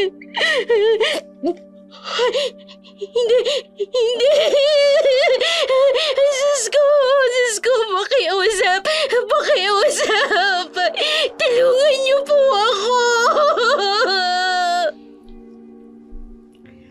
Ang gubat ay naging testigo sa pagtakas ng isang dalagang nawala ng pag-asa. Ang mga puno ay tila ba nagbubulungan. Ang mga ibon ay tumigil sa pagkanta. At ang hangin ay puno ng mga bulungang nagmumula sa mga nilalang na hindi nakikita. Sa bawat hakbang ni Lorna, ang mga anino sa paligid ay sumasayaw, naglalaro sa kanyang takot at pangamba. Ang dating mapayapang gubat, ngayon ay naging isang liberento ng takot, kung saan ang bawat segundo ay mahalaga sa pagitan ng buhay at kamatayan. Ang gubat ang naging saksi sa desperadong pagtakas ni Lorna. Ang mga dating tahimik na puno, ngayon ay tila mga halimaw na kumakawag sa kanya sa bawat pagdaan. Ang mga sanga na parabang mga kamay na sinusubukang hablutin ang kanyang buhok at damit. At ang mga ugat sa lupa ay parang mga bitag na sumusubok na mapabagsak si Lorna. Sa kanyang pagtakbo, nadapa siya sa isang matarik na bahagi ng gubat. Gumulong siya paibaba. Ang kanyang katawan ay tumama sa mga bato at sa mga tuyong sanga. Ang kanyang mga braso at binti ay napuno ng mga gasgas at sugat. At ang kanyang damit na dating puti, ngayon ay puno ng putik at dugo at mantsa ng lupa. Tumama ang kanyang ulo sa isang malaking ugat ng puno at sa loob ng ilang segundo, nawalan siya ng pandinig. Ang mundo'y umikot at ang tunog ng gubat ay napalitan ng isang matinis na ingay sa kanyang mga tainga. Pero hindi siya tumigil. Hindi siya pwedeng tumigil. Dumating siya sa isang sapa. Ang tubig ay mababaw pero malakas ang agos. Alam niyang kailangan niyang tumawid para mapalayo ang amoy sa gabunan. Pinasok niya ang malamig na tubig. Ang bawat hakbang ay isang pakikibaka sa malakas na agos. Ang mga bato sa ilalim ay madudulas at ilang beses siyang nadapa. Nilulunod ng malakas na daloy ng tubig. Sa hindi kalayuan, narinig niya ang mga sigaw ni Nicolas. Hindi na itong matamis na tinig na dating humihila sa kanyang puso, kundi isang mabangis na ungol ng isang nilalang na hindi tao. Kasama nito ang mga kaluskos, ang mga pakpak sa hangin, ang mga kasamahan niyang gabunan, naghahanap sa kanya mula sa himpapawid. Nakakita siya ng isang lumang punong nabuwala sa gitna ng gubat. Sa ilalim nito ay may maliit na kuweba na sapat lamang para sa kanya. Doon siya nagtago, pilit na pinipigilan ang kanyang paghinga habang dumadaan ang mga anino sa itaas ng kanyang pinagtataguan. Ang mga anino ay may kakaibang hugis, hindi tao, hindi hayop, kundi isang kombinasyon ng dalawa. Nang sa wakas ay nang makalayo ng mga ingay, lumabas siya at nagpatuloy sa pagtakbo. Ang kanyang mga paa ay duguan sa katatakbo sa matitigas na bato at matalim na mga sanga. Pero hindi siya tumigil. Sa kanyang isipan, paulit-ulit na tumatakbo ang larawan ng nakaraang gabi. Ang pagbabago ng mukha ni Nicolas, ang mga matang nagniningas at ang mga pangil na kumakagata. Nang sa wakas, nakita niya na ang dulo ng gubat. Ang liwanag ng araw ay sumisilip sa pagitan ng mga dahon, parang isang gabay na tinig na tumatawag sa kanya pauwi. Pero alam niyang hindi pa tapos ang lahat. Ang mga salita ni Nicolas ay umaalingaw-ngaw pa rin sa kanyang isipan na kahit saan siya magpunta ay mahahanap siya nito, na ngayon natikman niya na ang dilim, hindi na siya makababalik pa sa dating buhay. Anak! Anak! Lorna! Buhay ka! Buhay ka, anak! Akala ko, mawawala ka na tulad ng nanay mo. Patawarin niyo po ako. Hindi na po ako magiging makulit. Hindi na po ako lalabas sa gabi. Tapos na, anak. Ang mahalaga, nakauwi ka.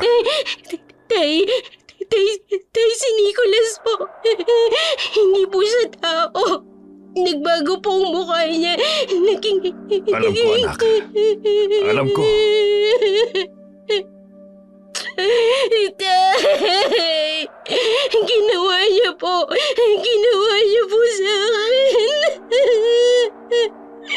Pinilit niya po ako. Anong sabi mo?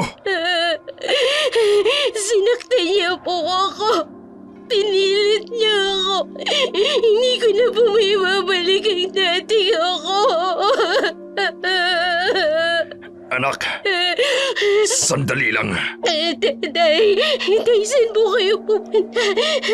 Kay Berting, kailangan niyang tingnan ka. May paraan pa dapat. May paraan pa. Tumakbo si Tomas palabas ng bahay. Iniwan ng anak na umiiyak. Ang dating galit sa kanyang dibdib ay napalitan ng matinding takot at pag-aalala. Hindi lang basta sa pagsuway na nangyari sa kanyang anak. Isa itong sumpa, isang kasamaang maaaring magbago sa kanya magpakailanman. At ngayon, sa bawat segundong lumilipas, alam niyang unti-unti nang nawawala ang dating Lorna na kilala niya. Sa mahabang landas patungo sa bahay ni Berting, ang mga yapak ni Tomas sa lupa ay parang tumatama sa ritmo ng kanyang nangangalit na puso. Ang dating matapang na ama ngayon ay puno ng takot at galit. Galit sa gabunan na sumira sa kanyang anak. Galit sa sarili na hindi naprotektahan ang pinakamamahal. Habang binabagtas niyang daan, ang mga tao sa bayan ay nagbubulungan. Alam na ng lahat ang tungkol sa pagbabalik ni Lorna. Duguan at sugatan mula sa gubat. Ang kwento tungkol sa gabunan na dating itinuturing na katang-isip lamang, ngayon ay naging isang malagim na katotohanan sa kanilang munting bayan. Sa loob ng bahay ni Berting, ang matandang albularyo ay tahimik na inoobserbahan si Lorna. Ang kanyang mga matang puno ng karunungan ay nakikita ang mga bagay na hindi nakikita ng mga ordinaryong tao. Sa bawat paghinga ni Lorna, nakikita niya ang dilim na unti-unting kumakalat sa kanyang katawan. Ang sumpa ng gabunan na tulad ng lason na dumadaloy sa kanyang mga ugat. Hindi ako nagkamali. Si Nicolay nga. Anong nakita mo, Berting? May binhi ng kadiliman sa loob niya, Tomas. Ang binhing ipinunla ng gabunan. Kung hindi natin ito mapipigilan, ang anak mo ay manganganak ng pinakamakapangyarihang gabunan na nakita ng ating bayan. Anong magagawa natin, Berting? May mga halamang gamot, mga damong sagrado na maaaring makapagpalabas ng binhing yan. Pero hindi ito magiging madali at walang kasiguraduhan na magiging ligtas si Lorna. Sa labas ng bahay ni Berting, ang hangin ay bumubulong ng mga lihim. Ang araw ay unti-unting lumulubog sa kanluran at kasama nito ang pag-asa ng isang amang desperadong iligtas ang kanyang anak mula sa sumpa ng isang nilalang na hindi tao. Ay, mas malala pa sa inaakala ko. Mang Berting, ano pong nakita ninyo? Tingnan mo ang kanyang mga mata, Tomas. May bahid na pulang apoy sa loob. Ito ang unang tanda. Ano pong ibig sabihin nito? Ang gabunan ay hindi ordinaryong aswang. Kapag nanggahasa sila ng babae, hindi lamang laman ang kanilang kinukuha. Ang kanilang binhi ay may kapangyarihang magbago ng buong pagkatao ng kanilang biktima. Ano po mangyayari sa akin? Sa unang 3 araw, magsisimula ang pagbabago. Mararamdaman mo ang matinding gutom. Pero hindi para sa ordinaryong pagkain. Maghahanap ang katawan niya ng dugo, ng laman Hindi. Hindi pwede. Pagkatapos ng 1 linggo, magsisimula ang pisikal na pagbabago. Ang kanyang mga kuko ay hahaba. Ang kanyang mga ngipin ay titigas. At ang kanyang balat ay magsisimulang magkaroon ng kaliskis. Hindi po. Ayoko pong maging katulad niya. Ayoko po. Pero ang pinakamalala, ang binhi sa loob mo. Kung hindi natin ito mapipigilan, ang batang ipanganganak mo ay magiging pinakamalakas sa lahat ng gabunan. Kalahating tao, kalahating aswang. May kapangyarihang hindi pa nakikita ng mundo ito. Magbirting, anong magagawa natin? Sabihin mo, gagawin ko lahat. May mga halamang sagrado, mga damong tinago ng ating mga ninuno para sa ganitong sumpa. Pero kailangan nating maghintay ng kabilugan ng buwan. Kabilugan? Bakit pa kailangan maghintay? Ang kapangyarihan ng gabunan ay pinakamalakas sa kabilugan ng buwan. Pero ito rin ang panahon kung kailan pinakamahina ang kanyang binhi. Kailangan mong uminom ng 7 uri ng halaman. Bawat isa ay may sariling kapangyarihan. Pero, hindi po ba delikado? Delikado. Maraming babaeng namatay sa ritual na ito. Ang mga halamang ito ay parang lason. Lumalaban sa lason ng gabunan sa loob mo. May ibang paraan pa ba? Wala na, Tomas. Kung hindi natin gagawin ito, sa loob ng 9 na buwan, ang anak mo, Lorna, ang magiging bago ng hari ng mga gabunan. At ikaw ay magiging reyna nila. Magpakailanman. Ang silid ay nabalot ng mabigat na katahimikan. Sa labas, ang mga ibon ay tumigil sa pagkanda at ang hangin ay nagdadala ng amoy ng mga halamang gamot mula sa hardin ni Berting. Mga halamang maaaring magligtas o pumatay sa isang babaeng naging biktima ng isang nilalang na hindi tao. Makalipas ang ilang araw, isang kakaibang pagbabagong nangyari sa katawan ni Lorna. Hindi normal ang bilis ng paglaki ng kanyang tiyan. Parang may nilalang sa loob na nagmamadaling lumaki, nagmamadaling lumabas. Sa gabi, maririnig ang mga kakaibang tunog mula sa kanyang silid.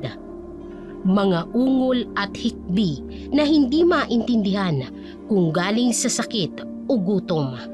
Isang umaga, habang nakaupo si Lorna sa hapagkainan. Hindi normal yan.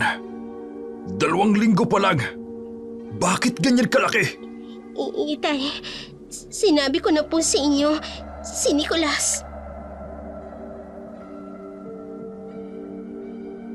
Nicolas? O baka naman may iba pang Nicolas sa buhay mo? Ay, sinasabi ko na nga ba, walang pinagkaiba sa nanay niyang disgrasyada. Mahilig sa gwapo, nauuwi sa impakto. Hindi po totoo yan. Bakit ba hindi niyo ako pinapaniwalaan? Paano kita paniniwalaan? Tingnan mo yung tiyan mo. Hindi normal yan.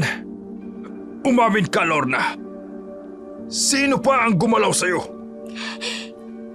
Bakit ba hindi niyo ako pinapaniwalaan? Itay, maniwala po kayo. Ang aswang, si Nicolas, siya lang. Kita mo na, Tomas. Hanggang ngayon, nagsisinungaling pa rin. Aswang daw. Eh kung totoong aswang yan, dapat patay ka na. Umaming ka ng impacta ka. Ilang lalaki bang pinagbigyan mo? Biglang nakaramdam si Lorna ng matinding kirot sa tiyan. Ang sakit! Ang sakit!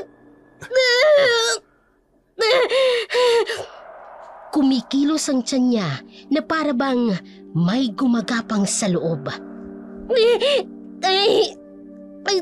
Gutom na gutom ako. Kailangan ko ng karne. Sariwa yung tumudugo. Lorna, ano nangyayari sa'yo? Karne! Kailangan ko ng karne! Ang pulsa mo'y tay. Ang sarap pakinggan. Ay, Diyos ko! Ang mga mata niya, pulang-pula!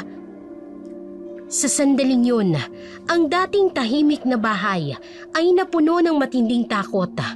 Ang mga mata ni Lorna ay nagniningning ng pula at sa ilalim ng kanyang damit may kumikilos na parang alon.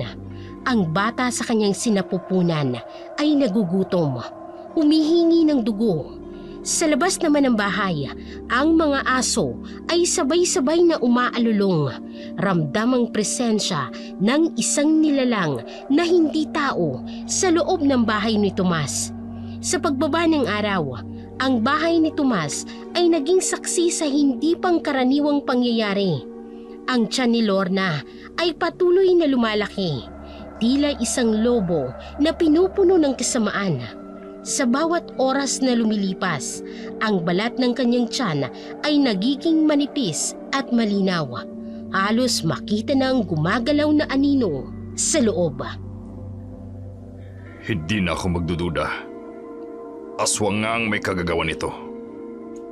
Tay, Anak, patawad. Dapat hindi kita pinabayaan. Dapat binantayan kita ng mabuti. ngayon mo lang naiisip yan. Tignan mo ang nangyari sa anak mo. Tama na po, Inay. Kasalanan ko rin ito. Akala ko, sapat na ang pagbibigay ko ng material na bagay. Ng pera. Ng mga luho. Hindi po ninyo kasalanan, Itay. Hindi, anak. Nagkamali ako. Masyado kitang ipinaubaya sa lola mo. Iniisip na sapat na ang disiplina niya. Pero mali ako. Dapat ako mismo ang gumabay sa'yo. Kaya nga ganyan ang nangyari. Dahil sa kakakonsente mo. Tama na po, Inay. Kayo rin po. Masyado ninyong pinahirapan si Lorna. Puro paninisi. Puro panghahamak.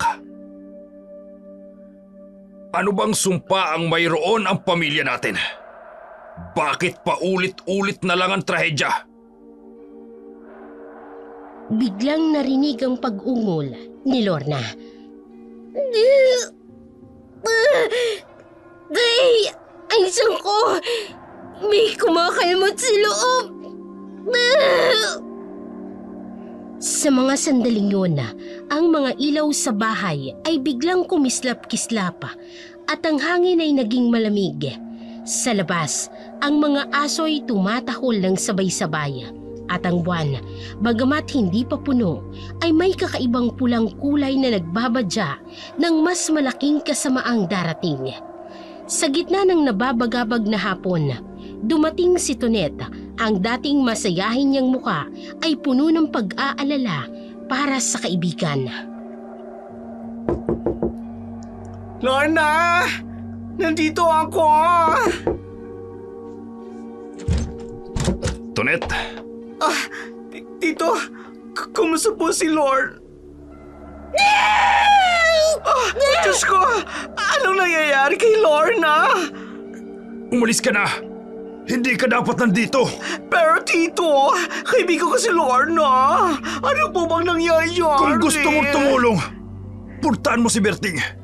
Sabihin mong emergency. Bilis! Mang Berting! Mang Berting! Sige na!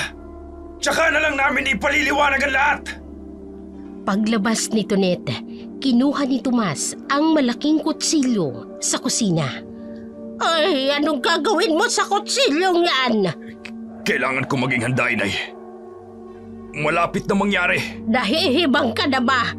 Papatayin mo ang sarili mong apo!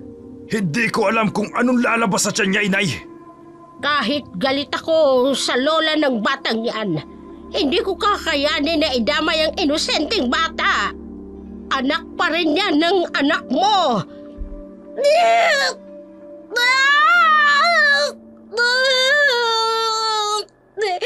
Tay! May kumakagat sa loob ng sangko! Ang kutsilyo sa kamay ni Tomas ay kumikinang sa liwanag ng papalubog na araw, habang ang mga anino sa dingding ay sumasayaw na parang mga demonyo. Sa labas ng bahay, ang mga tao ay nagsisimulang magtipon. Naririnig ang mga sigaw ni Lorna na hindi mukhang galing sa normal na panganganak. Ang hangin na may dalang amoy ng dugo at kamatayan. At sa bawat sigaw ni Lorna, para bang ang buong bahay ay nanginginig sa takot. Sa madilim na silid na puno ng halimuyak ng kandila at malamig na hangin, nagsimula ang isang nakapangingilabot na kabanata. Si Lorna, 2 linggo pa lamang ang lumilipas mula nang marahas siyang galawin ng gabunan, ay nagkakandangiwi na sa hapde. Ang kanyang tiyan kasi ay kasing laki ng babaeng handa ng mga naka. Tila gustong pumutok sa bigat ng dinadala. Masakit! May kumakagat! Hindi tama ito! Hindi dapat ganito kabilis! Anong klaseng sumpa ito? Tamad ang satsat mo, Berteng! Hindi mo magagawa ng kung sino lang! Tomas, buhatin mo ko! Alisin natin ang albularyong yan na wala siyang magagawa rito! Inay, paano kayo? Hindi na kayo makalalakad? Sinong nagsabi sa'yong hindi ako makakalakad? 300 taon akong naghintay. Wala nang makakapigil sa akin ngayon! Ay! Diyos ko! Ano ito? Sa bawat salitang binibitawan ni Lola Lilia, ang malamig na hangin ay tila ba mas sumisidhi. Ang kanyang balat ay unti-unting nagbabago. Nagiging makaliskis at nangingitim. Ang anyo ng isang ordinaryong matanda ay nawawala. Napapalitan ng anyo ng isang nilalang na hindi dapat umiiral. Inay! Anong ibig sabihin nito? Anak, ang akala mo ba'y simpleng pamilya lang tayo? Ang dugo natin ito, dugo ng gabonan, at sinaya ng asawa mo. Hindi siya umalis. Kinuha ko siya. Ginawa ko siyang isa sa amin. Hindi! Imposible yan! Tay! Masakit! Nay! Nay, tulungan niyo ako!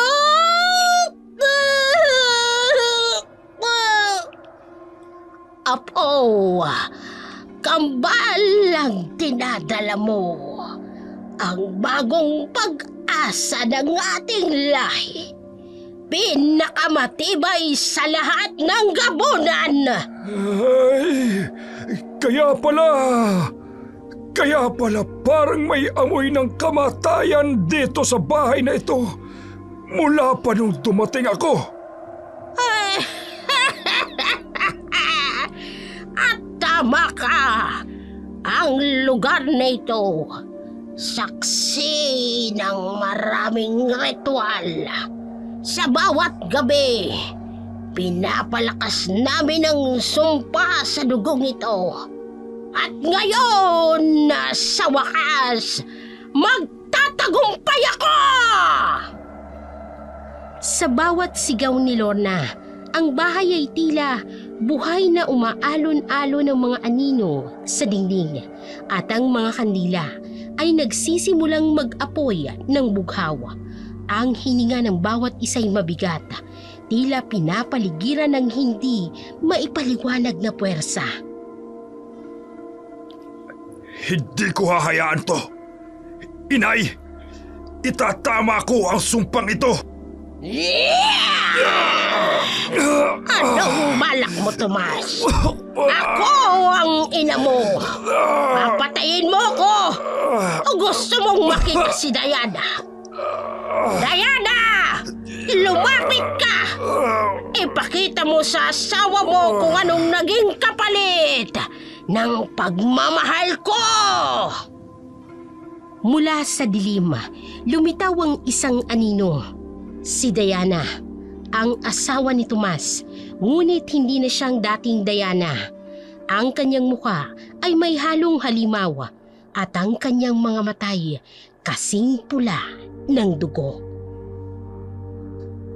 Mahal, patawarin mo ko, pero hindi ko sila naiwasan.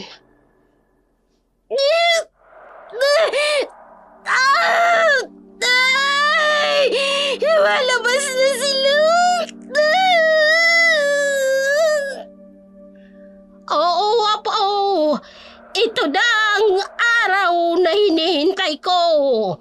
Ang pagsilang ng tagapagmana ng gabunan! Dadami na kami at wala nang makapipigil!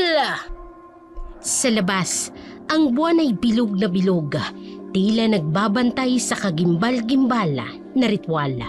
Ang mga alulong ng aso ay nag-i-echo sa tahimik na gabi, habang ang mga puno'y yumuyuko na tila nagbibigay pugay sa pagsilang ng mga bagong nilalang na magdadala ng takot at kadiliman sa mundo. Ang silid ay puno pa rin ng bigat ng katotohanang ibinunyag. Sa gitna ng sigawan na takot, tahimik na tinapos ni Lorna ang kanyang pagsilang. Ngunit sa halip na aliwalas, ang panganganak ay nagdala ng panibagong hilakbot. Hawak-hawak ni Lola Liliang Kambala na sanggol. Ngunit hindi ito ordinaryo. Ang kanilang balat ay malaalikabok at ang mga matay kasing itim ng gabi. At ang maliliit nilang ngipin ay tila matutulis na kuko ng halimawa. Tapos na! Ang bagong henerasyon ng gabunan ay isinilang. Ano nang mangyayari sa akin? Ang mga anak ko. Wala kang dapat alalahanin, Apo. Huwag mo kaming habulin. Huwag mo kaming pakialaman. Itatago namin ang lahat ng nangyari dito. Magpapakalayo-layo kami para hindi kayo mapahamak. Inay, bakit mo to ginawa? Bakit ako? Anong klaseng sumpang pinasa mo sa pamilya natin? Inay, hindi kita tunay na anak, Tomas. Ginamit lamang kita. Ang pagkatao mo, ang dugo mo. Ginamit ko para makakuha ng tamang mapapalahian ng lahi namin. Pero hindi ikaw ang mahalaga. Ang asawa mo, ang anak mo, sila ang mga tunay kong kayamanan. Bumagsak si Tomas sa lupa. Ang bigat ng revelasyon ay parang alon ng sakit na hindi niya kayang ipaliwanag. Napahawak siya sa ulo. Tila nababalik ang lahat ng alaala. Ang mga babaeng dumaan sa kanyang buhay. Ang mga umalis at nawala nang walang paliwanag. Ang lahat ng ito ay gawa ng isang nilalang na inakala niyang kanyang ina. Kaya pala walang babaeng nagtatagal sa buhay ko. Dahil sa'yo, hinayaan mong sirain ang buhay ko, Lilia! Kung hindi dahil sa akin, wala ka. Isa ka lang patapon. Pinili kita dahil ikaw ang angkop sa plano ko. At ngayon, tapos na. Wala ka ng halaga. Sa isang sulok ng silid, lumitaw ang isang pamilyar. Ngunit hindi inaasahang anyo. Isang babae at batang lalaki ang nakatayo sa anino ng pintuan. Ang babae ay may maamo, ngunit pagod na muka, habang ang bata ay masinsinang nakatitig. Sino sila? Sino sila, Itay? Diana. Diyos ko. Diana, ikaw ba talaga yan? Oo, Tomas. Ako ito. At siya si Nicolas, ang anak mo. Nanay, ikaw ba ang nanay ko? Ikaw ba si Diana? Oo, anak. Ako ang nanay mo. Pero patawarin mo ako. Hindi ko kayo nagawang ipagtanggol. Hindi ko nailigtas ang sarili ko. At kayo. Bumagsak ang mundo ni Lorna Tomas sa bigat ng katotohanan. Ang kanilang ina, ang babaeng inakala nilang nawala, ay naririto, nabubuhay, ngunit hindi naganapa na tao. Tama na ang drama, Diana! Umalis na tayo! Walang kwentang paliwanag mo! Hindi nila kami kailangang habulin! Hindi ko hahayaang makalayo kayo! Hindi kayo pwedeng mabuhay ng ganito! Subukan mong sundan kami, anak! At mawawala ang lahat ng mahal mo! Sapat ng sakit na nadama mo! Tigilan mo na kami! Sa gitna ng gabing yun, naiwan sina Tomas at Lorna sa walang buhay na bahay. Ang kanilang mga luhay, tahimik na pumapatak sa sahig na dating saksi ng kanilang masayang pamilya. Ngunit ang gabing ito ay naging saksi rin sa paglalaho ng lahat ng kanilang pinaniniwalaan. Ang kanilang mga alaala, ang kanilang pagkakakilanlan at ang mundo na dating kilala nila. Ang trahedya ng pamilyang ito ay naging aral sa lahat ng nakarinig ng kanilang kwento. Hindi lahat ng kasamaan ay nagmumula sa mga katang isip na halimaw na tulad ng gabunan. Minsan, ang pinakamatinding kasamaan ay nagtatago sa mga taong pinakamalapit sa ating puso. Sa mga taong dapat sanay nagbibigay ng pagmamahal at pag-aaruga. Sa mga taong nakarinig ng kwentong ito, naging babala ito sa kahalagahan ng tunay na komunikasyon at pag-uunawa sa pamilya. Ang mga sumpa at trahedya ay maaaring maiwasan kung ang mga magulang ay matututong makinig sa kanilang mga anak at ang mga anak ay matututong magbahagi ng kanilang tunay na damdamin sa kanilang mga magulang. Para kay Lorna, ang kanyang pagnanais na makatakas sa mapang-aping kapaligiran ay naging daan upang mahulog siya sa mga bisig ng mas malaking kasamaan. Para kay Tomas, ang kanyang pagkabulag sa mga palatandaan at kawalan ng tiwala sa sariling anak ay naging sanhi ng pagkawasak ng kanyang pamilya. At sa huli, ang mga lihim ng kasinungalingang itinanim ni Lola Lilia ay nagbunga ng isang henerasyon ng trahedya at pagdurusa. Ngunit ang pinakamasaklap sa lahat ay ang katotohanang ang sumpa ng gabunan ay hindi lamang isang literal na sumpa. Ito ay simbolo ng masasamang desisyon ng mga hindi nasabing salita, ng mga naipasang sugat mula sa isang henerasyon patungo sa susunod. Sa bawat pamilyang nagpapadala sa galit, sa bawat magulang na hindi nakikinig at sa bawat anak na naghihimagsik, may bagong sumpa na ipinapanganak. Sa mga darating na taon, ang kwento ni na Lorna at Tomas ay naging paalala sa mga tao sa kanilang bayan. Ang tunay na halimaw ay hindi laging nakikita sa mga kwento ng mga matatanda o sa mga alamat ng mga ninuno. Minsan, ito ay nagtatago sa mga ngiti ng mga taong mahal natin, ang mga salitang hindi natin nasasabi at ang mga sugat na hindi napapagaling. At sa bawat kabilugan ng buwan, kapag maririnig ang mga alulong ng mga aso at malamig na hangin dumadaan sa mga puno, inaalala ng mga tao ang kwentong ito.